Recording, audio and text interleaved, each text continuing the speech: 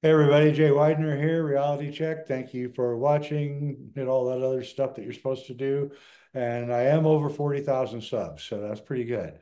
It's hard to get there with some of the restrictions that are on everything today. But I'm back here with the court alchemist, Ken Swartz, and of C60 fame, of course. And hey, Ken, how you doing? Doing pretty good. Good. All right. Why doesn't it say recording anywhere on my screen? I heard it say recording though. Okay. All right. There's been probably since I started actually making the rounds in the early 90s, mid 90s. I keep getting asked because people think that I'm an expert on alchemy, and I'm not.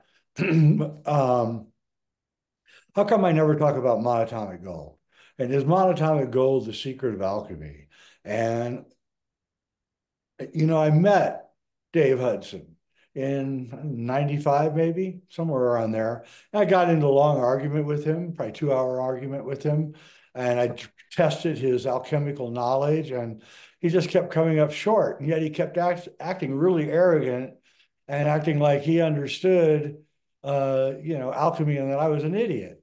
And so that kind of turned me off to what monatomic gold was, that conversation. So I never advanced the idea, never talked about it. This is the first time I've ever talked about it in public, and always felt not good about it, or just something, that felt bad, felt like it was not right. Like felt like maybe there was metallic poisoning in it, or just something that I didn't understand. I didn't want anything to do with it. And then I met you, and then I learned the secret of monatomic gold, and now I know I'm right the whole time. So, so your version of what Hudson was doing is, I know you're right because he explained the whole process to me at the time. Um, but your answer to what he was really doing is really amazing. And the reason I say this, and the reason I wanted you on, is because there's a lot of new age hustlers out there selling monoatomic gold for a lot of money. And there's people that are hustling wealthy people to invest in monoatomic gold as a healing source, of which I've never seen any evidence for that at all.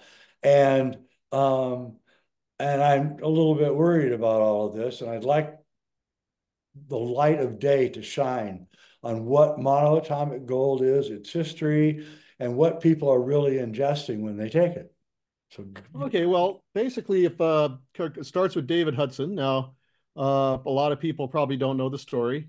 It was mostly done back decades ago. Well, David Hudson was this is probably started in the 1970s. I'm not exactly sure when that was, but David Hudson was a cotton farmer in Arizona, and he had bought some mining claims and was looking for gold, and he got the idea that he could find gold in some of these andesite or kind of basalt formations. That's lava rocks, basically, yep. the extruded ones. And so he was what he did is he crushed up a bunch of these rocks, and and oh, and so yeah. Well, so anyway, so you crushed up a bunch of these rocks, and he cyanide leached them. I don't know if people know about cyanide leaching.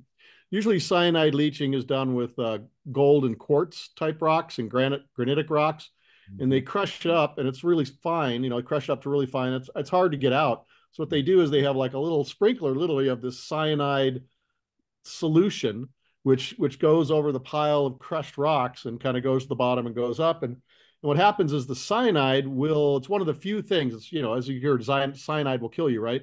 But it's one of the few things it's very strongly attaching. So it's one of the few things that will attach to gold. And then you'll have gold cyanate, and you take it out, and there's a process by which you can, Remove. buffer it out, and the gold will precipitate out, and then you'll have this metal. Yep. So that's what he decided to do. And so what he did is he crushed it out, and he did the cyanide leaching on his rocks, and then he went And he went and he actually sent in a sample to people to do spectral analysis. Right. That's right. So you vaporize the sample, and then they look at the spectrum that comes out of it. And what he got, really, I saw he asked a lot of this stuff was all posted, and you can still find it online. I have it, I recorded it somewhere. And he saw the spectra of what he had leached out was pretty much a bit of zirconium, iron, some aluminum, bit of silica, and that's what the sample what it was. But he really didn't believe him, because what he had done is one of the things that he did is he created this, after you get the leachate, you various things, you basically reduce the metals in the solution so they precipitate out. Then you wash it with a lot of water, like deionized water, because you want that cyanide solution out of whatever you've got. And then one day he decided with this, he had this white gray metal looking powder. And what he did is he went out and he put that into the sunlight to dry. And after a few minutes, it went off like a giant flash bulb. For those of you that remember flash bulbs, except this was a very large one, so it totally burnt the tray, burnt everything around it like a big giant flash. And so that really intrigued him, and he was convinced he had something else. And so because he was kind of a stubborn guy, She was. so what he did is he decided to go out and he was going to do his own, because he sent the samples in, and he was just getting back zirconium, zirconium, a little bit of silica, iron, aluminum, that stuff. So he decided he was going to buy a spectral analyzer for himself. So what he bought is this big old giant Soviet spectral analyzer, From the and Soviet Union. yeah. Okay. And and I guess he set it up in his work building out there, because he's a cotton farmer and probably had plenty of space around. And what you do with that thing, it's basically it's a big monster, but a thing. But basically, what you do is you open up a chamber, you put the sample of whatever you want to test in a little graphite cup, and then you put it in the machine, you close it up, and then you turn on. There's an argon gas. Argon is one of the noble gases. It's a neutral. It does not chemically react with anything. And that gas kind of flows through first it flows through the machine and gets rid of all the oxygen and nitrogen or anything that could react chemically with what you're processing. And then once the thing is purged and it's flowing correctly, you turn the machine on, and what happens is there's an electric spark that runs for 10, 15 seconds, and it'll vaporize a portion of that sample that you have in the little graphite cup, and then the flowing argon gas pulls it along through a spectral analyzer. And there's a couple different types, but usually it sends a beam of light through it, and the atoms will absorb in a certain spectra, and then it'll create a spectrograph. And then you can look at it, and it'll read off. Usually, you have a computer do it, read off, and tell you what's in the sample. Right. So he ran it, and he saw the aluminum, a little bit of aluminum, iron, some silica, zirconium, and but he had heard, because he had read up, he had his manual, and he'd read about this machine, that he said if you let it run about 300 seconds, that sometimes you would start seeing platinum group metals appear. And so that's what he did. So he decided he was going to run that. And then after, you can all go online, by the way, and find this stuff. I sent Jay a link. He could probably load those down in the show notes, so you can actually go see the source documentation on everything that I'm saying, so that because it's important to have source documentation on everything you're saying. That's right. And so he basically, and then after about 300 seconds, he started suddenly seeing the appearance of platinum, palladium, rhodium, rhenium, iridium, and osmium. And these are all platinum group metals. And so he said, wow, look at this. And where is this stuff? And then he got out the ratings, and you can the blinks will be there. And he said, well, and then he started to think, how can I explain what's happening here? And so the only concept that he came up with is that these platinum group metals were already in that substance. That's and right. That by just vaporizing it, that for the 300 seconds, it brought them out, and he came up with this thing called ORMs or ORMUS. It's called orbitally rearranged monoatomic elements. Yep. And that's what he claims is that, like these platinum group metals and gold can exist where the outer valence electron creates this new form, right? I don't know what to say because there's no science behind it. Creates this new state where it can only be a monoatomic form and it can't be detected by normal means, like in that first 15 seconds running the spectral analyzer. Okay, now And wait, also, wait he a had minute. developed. Wait a minute. How did he jump to this conclusion? Well, it was his logical conclusion because how could it had to be there, right? Because he turned it on for 300 seconds. It was there. Sometimes he would detect gold in other samples, and Yeah, so he said, "Well, it's got to be in the stuff there, but it's got to be in this weird state that we can't normally find." right. And so that's where the thing is ORMUS and monoatomic gold or monoatomic platinum group came from, that whole concept. So are you saying the monoatomic gold is a platinum from the platinum group? Well, it's nearby. It's a precious metal.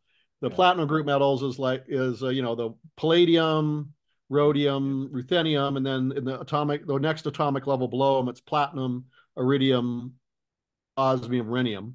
I'm pretty sure. And then so those, because what it is but what was really happening was metal oxygen fusion, Which is and what we that's did our last show about. exactly. And so what had happened is when he put that, one of the things, in granite rocks, there's zircons and zirconium oxide, some of those fake diamond type rings. And there's like whole beaches of sand. 70% of the beach, sometimes zircons, because they're the second hardest thing next to diamond. And so it takes a long time for them to wear down. Well, in granite takes, millions of years or hundreds of thousands of years to cool and solidify.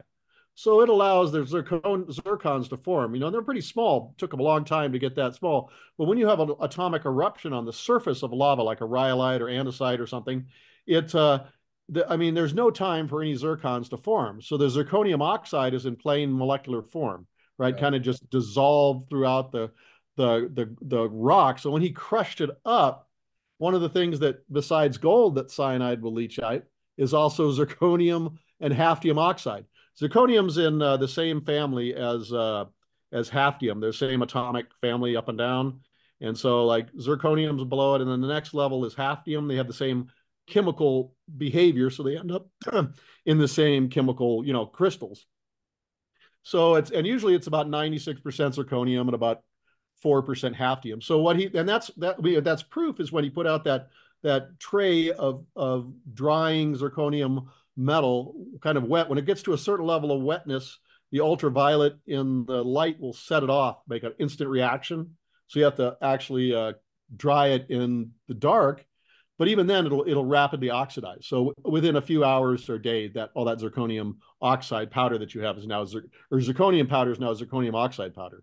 All So right. what he Hang on one second. I just want to get this straight. So he got this spectral analysis machine from the Soviet Union, then Mhm. it ran argon gas through it, and he would put a spark in there. And then when he put nearly 5 minutes of sparks in it, it began creating the Moxy Fusion that you were saying last week. Oh yeah, yeah, We could because it's actually zirconium oxide. create metals out of Yeah, nothing. yeah. So if you were to like look at the atomic chart, uh, and see it, you would see that if you take zirconium has like four different isotopes. That is, the same number of protons, different number of neutrons. So it's going to come out at different. If you fuse it with oxygen, there's going to be a breakdown, and then you're going to get up with four or more different isotope, different daughter elements. And so what basically he was doing was he put it in there. He's putting zirconium hafnium oxide in there.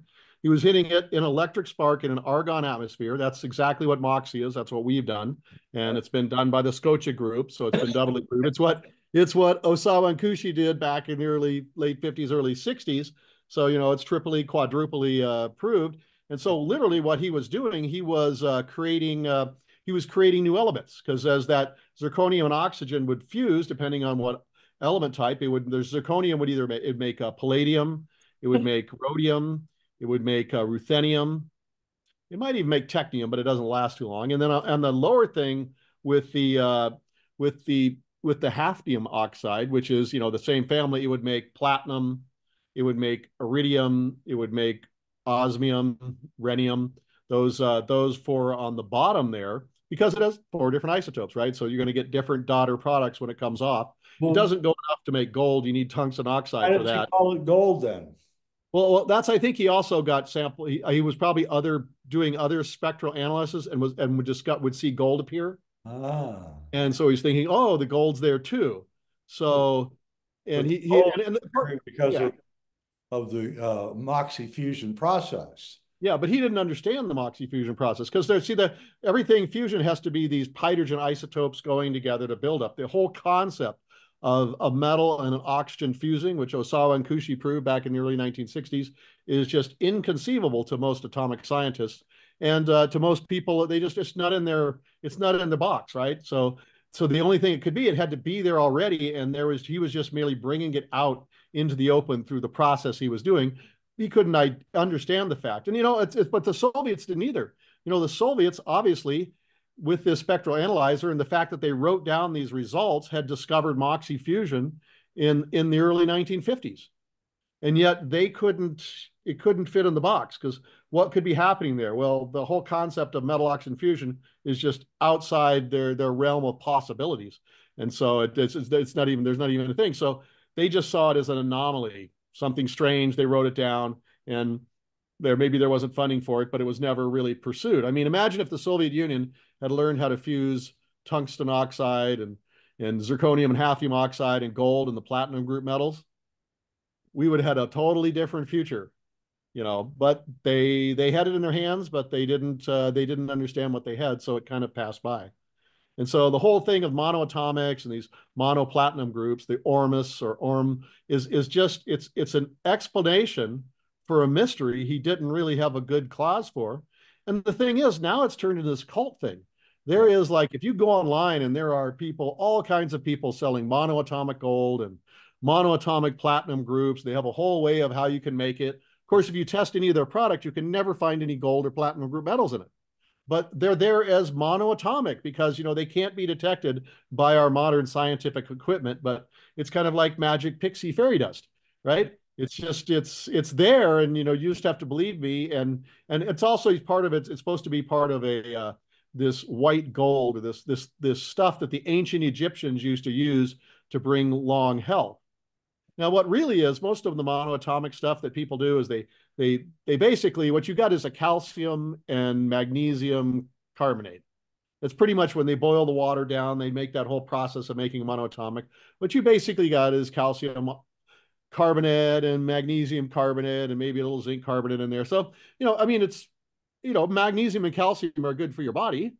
And so it's not necessarily a bad thing for you that you're getting in there, but it's not gold. There's no monoatomic gold in it. It's just, a calcium, it's just another calcium pill that you're paying like huge amounts of money for. It's ridiculous. So then Hudson, in a way, really was doing alchemy. Oh, He, yes, he was. He was, but he didn't know he was doing alchemy. And there's right. a lot, like in my paper, the Moxy paper, which you guys can download. Just go to Moxy Fusion ResearchGate, and you can download the whole paper. On the Or, link to the show we yeah, had last week, and I'll put it on this one too. yeah, and so you can read it. And there's been, like, I have in my paper, I have 7 examples of Moxy Fusion, people doing Moxy Fusion. One of ours, we knew what we were doing, and so did Osawa and Kushi. The other people were doing it, but they didn't really understand what was going on. I mean, the real guy that really that put it in the box, I mean, besides Osawa and Kushi, was Dr. Ken Solders. Oh yeah.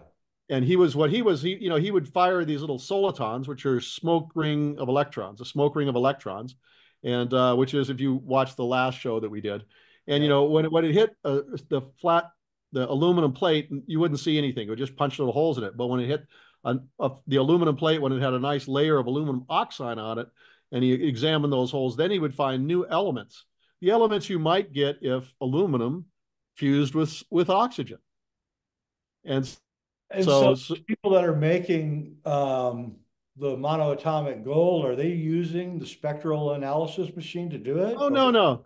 No, there's this thing where they basically just boil down um, calcium and magnesium that's dissolved in water, What right? You about just boil it down and then you get this white powder. And it's really, if you test it, it's just calcium and magnesium and maybe a little silica, really nothing else than that. But they say, they'll tell you, oh no, the monoatomic gold isn't there because of this whole mythos that this monoatomic stuff exists, and it can't be detected by modern scientific equipment, but it's still there anyway. And you just have to have faith and believe and buy their product for hundreds of dollars, and somehow it's going to magically cure you and make you better. When really they're just selling you, you know,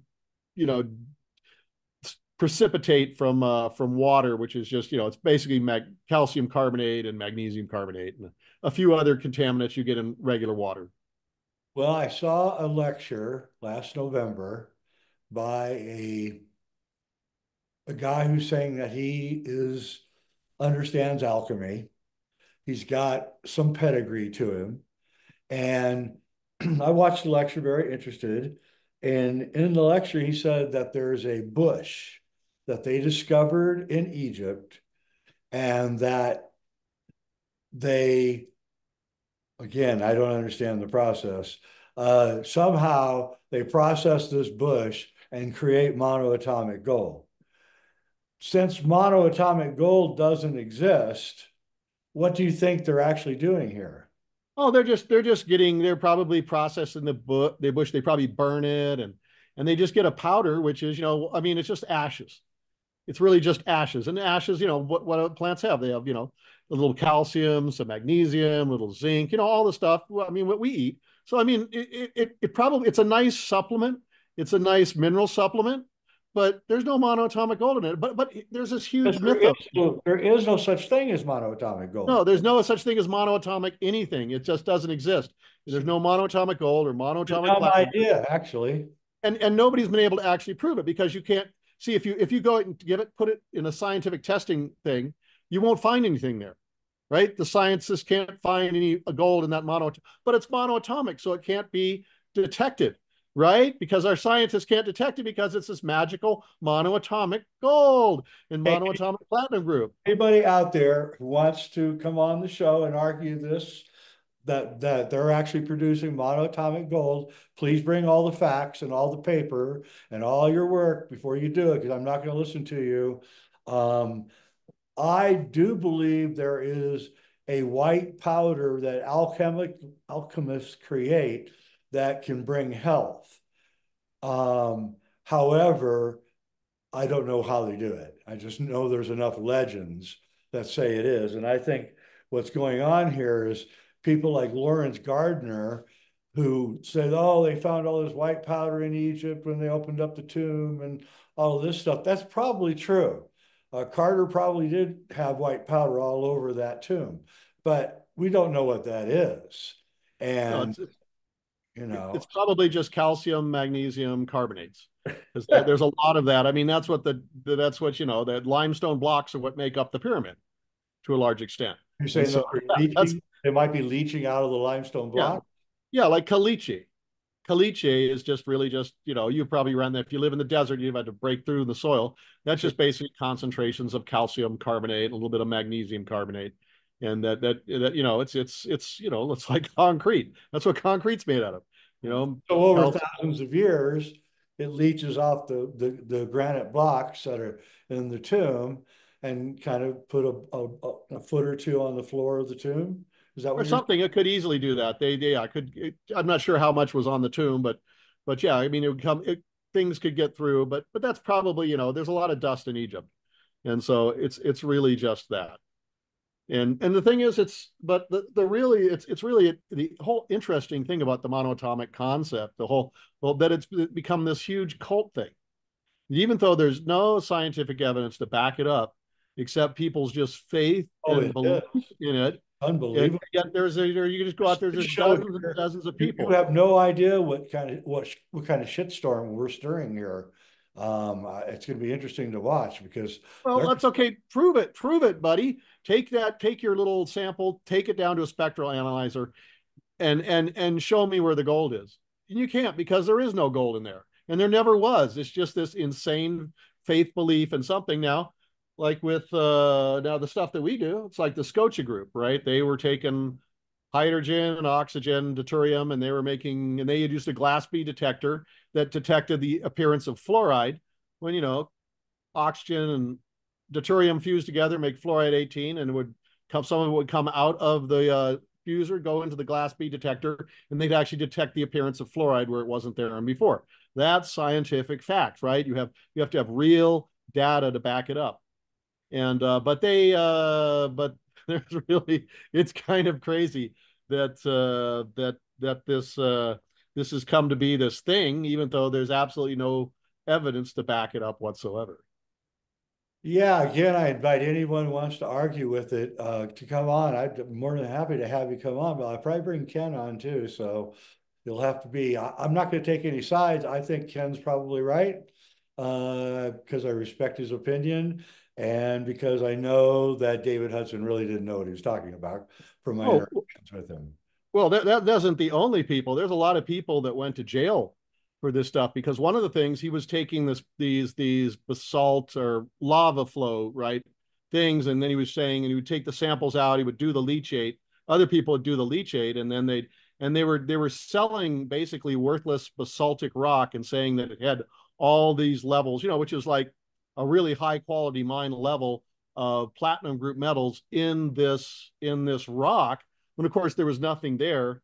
And it'll be in the things, and you can actually, a whole bunch of people went to jail for selling, for convincing people that this basalt had all these platinum group metals in it and they could mine it and make a fortune. Of course, then they sold it. There was no platinum group metals to be found, and they ended up in jail for fraud. So in Arizona and Nevada.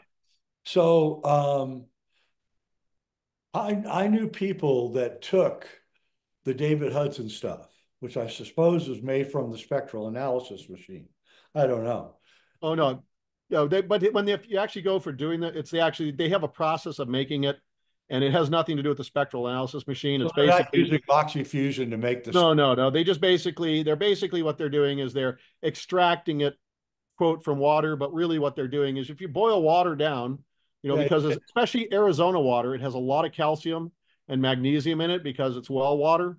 And so when yeah, you boil that down, you're going to get this white precipitate, yeah. which is that calcium carbonate, that magnesium That's what they're carbonate. putting into Yeah, the.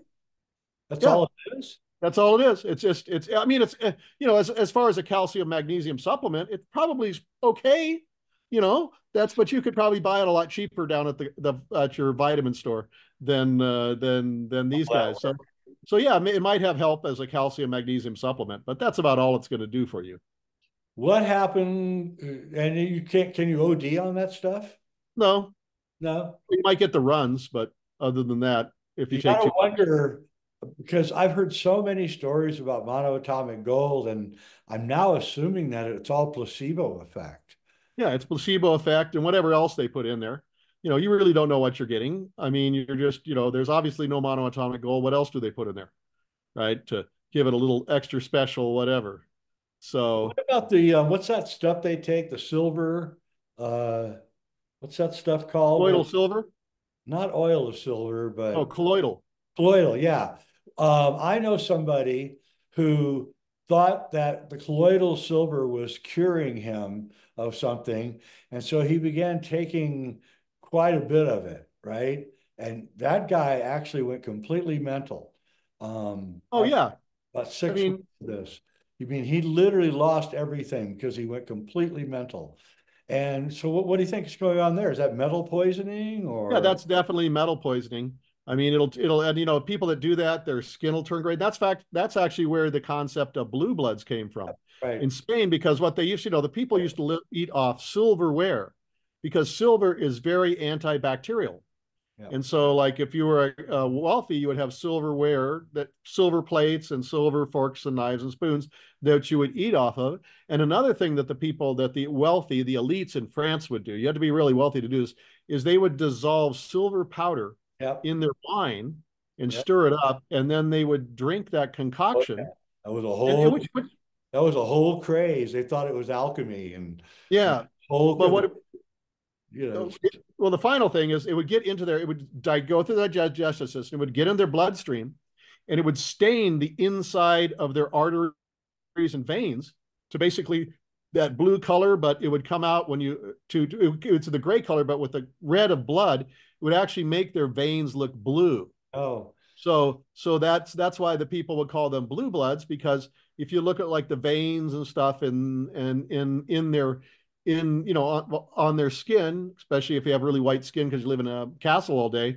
it's like stained blue. So that's where the concept of blue blood came from yeah. taking a little too much silver.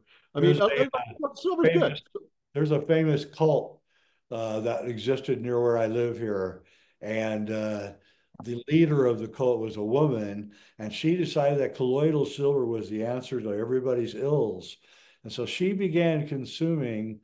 They actually made an HBO special, I think, about this woman, and she began consuming literally a quart a day of it, and she looked like she was about 40 years old when she started, and then about within 7 years of doing this, she looked like she was about 85. Her skin was completely blue, and she died at like 47 years old. And her whole clan that she had were all doing this, and they were all blue. You could go to the grocery store and see one of them, and they'd be blue. And you're like, what the hell? And I just knew it wasn't good for you. And they all died, Yeah. or most of them have died or gotten sick and things. Oh So yeah, I mean, a little bit of, I'm not saying colloidal silver is bad, especially topically and a little bit yeah, for this and that, but just a little bit. a little Just, bit. it's like any medicine, a little bit, making more, doing a whole bunch more does not give you a better result. There's Yeah. like that sweet spot, the Goldilocks spot. That's all you should take. Doubling or tripling it, or quadrupling it will not give you, and then it becomes negative at that point. So Yeah. you have to know what you're doing, and go to like a trained, an expert, or somebody who's a skilled professional who knows what they're doing, that can show you how to do it correctly, so you don't jack yourself up. Okay. So now that we've pissed off a whole nother group of people, let's talk about do you know anything about oil of gold? No, I don't know anything about oil of gold. That's another one that I'm afraid I've missed that little one. Hmm. Well, there's people who uh, like literally eat gold. They Oh, get the flakes of gold that you can buy, and they put it in their drink, and they eat it, and and I followed a few of these people. One of them is actually a big Hollywood starlet, and and I have to say that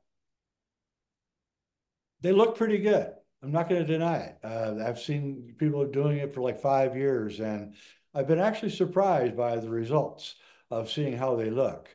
And so I don't know what that's doing, but again, well, they're gold is not, very, not yeah, taking gold. just a few flakes. Oh, just a few flakes. Yeah, they're not doing the like a lot, just a little bit every day. So I don't Well, know. I wouldn't know exactly on that. I mean, gold's very well. The thing about gold is it's non-reactive. Silver will turn black because it will chemically react, and that's why it can chemically. But gold really doesn't react at all. So I'm not sure. It may get. It probably wouldn't stay in your body very long, but if it could get into it at all, because it's just not going to chemically react with anything in your body.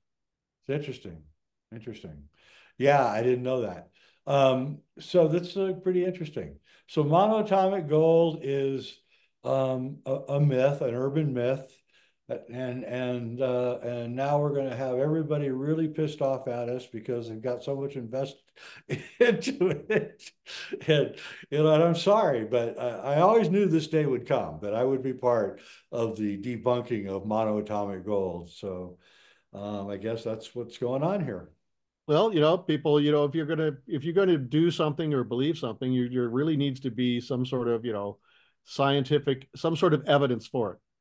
You know, and a lot of science, like science, a lot of the quote mainstream science doesn't accept paranormal stuff, but but it really exists. But that's because it's not really science anymore. We have scientism or Yeah, states. I will say that I am surprised. I sent you that video by Professor Simon, and Professor Simon's like a gatekeeper, I've noticed, in science.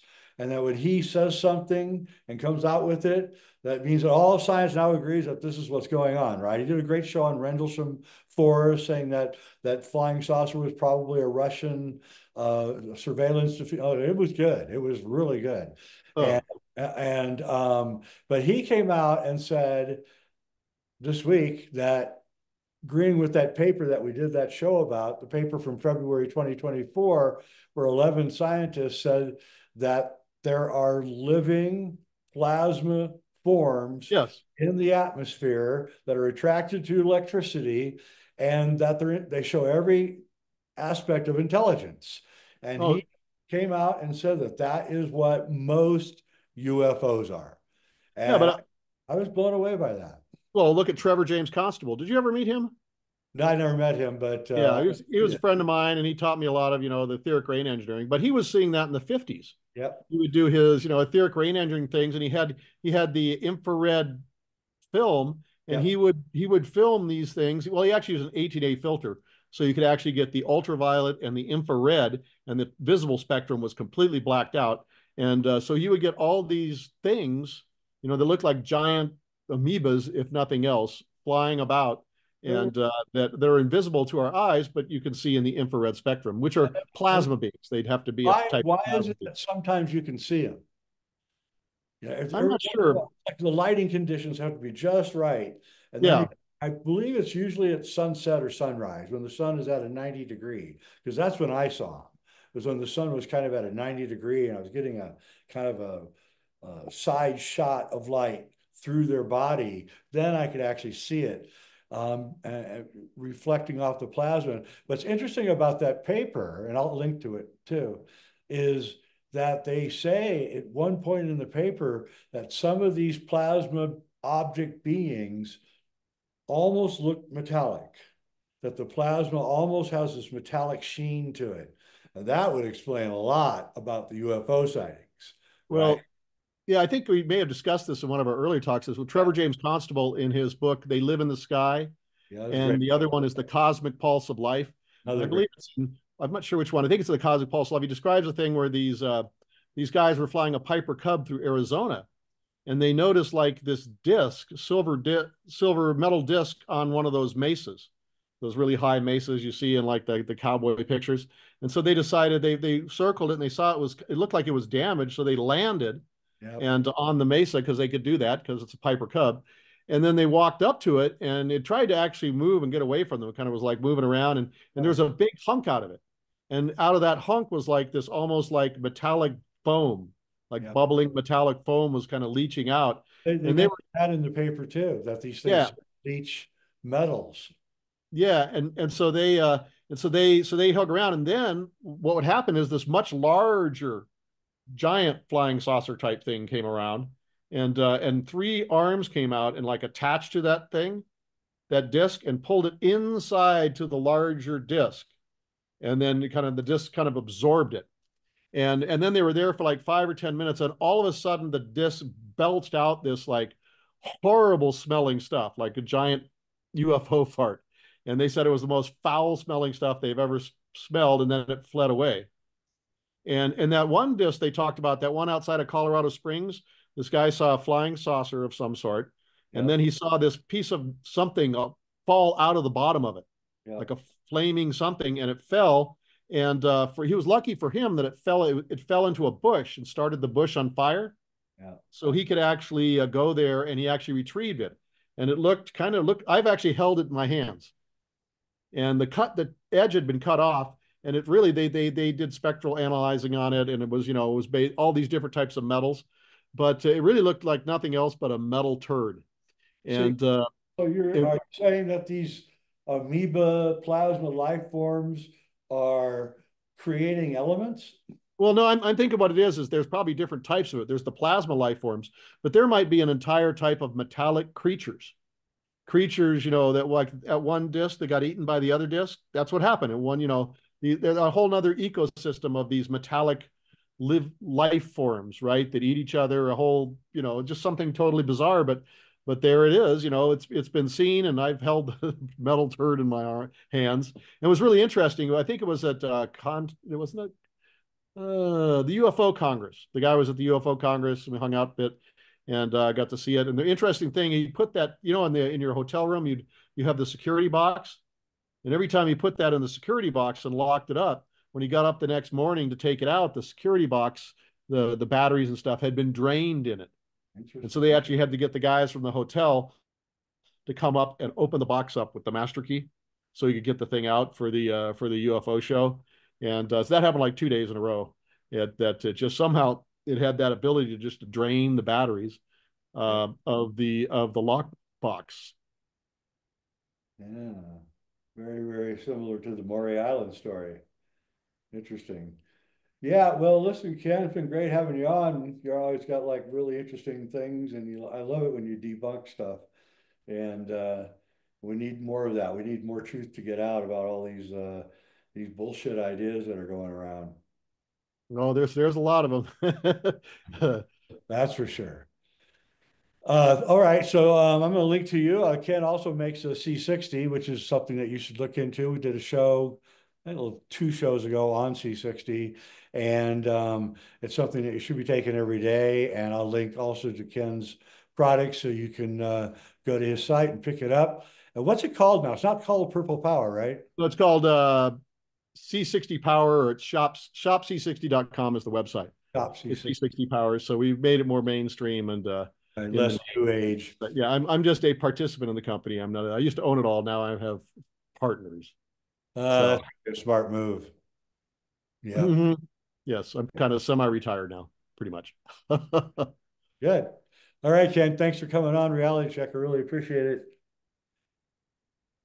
All right, everybody. Thank you for watching, and I hope I didn't piss too many of you off, but now you know the truth about monatomic gold. So I'm Jay Widener's Reality Check, and thanks for watching.